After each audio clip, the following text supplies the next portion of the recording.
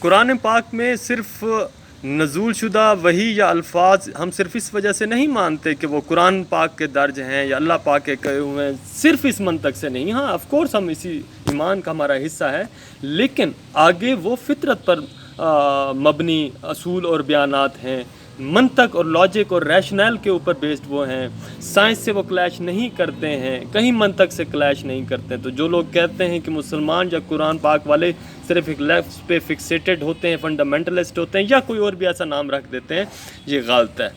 اسلام logic کے اوپر، rational کے اوپر، منطق کے اوپر، دلیل کے اوپر اور اصول فطرت پہ ہے، یعنی سمجھ میں آنے والی بات ہوتی ہے. کوئی بھی ایسی بات اس میں نہیں ہے جو سمجھ سے بالا تر ہو.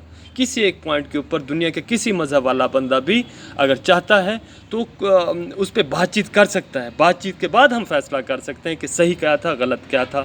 الحمدللہ we are proud to say that all the holy verses of holy book, the Quran, are based on logic, rational, and the very logical kind of substance. Not only they are just heavenly, that's why they are being taken or acted upon.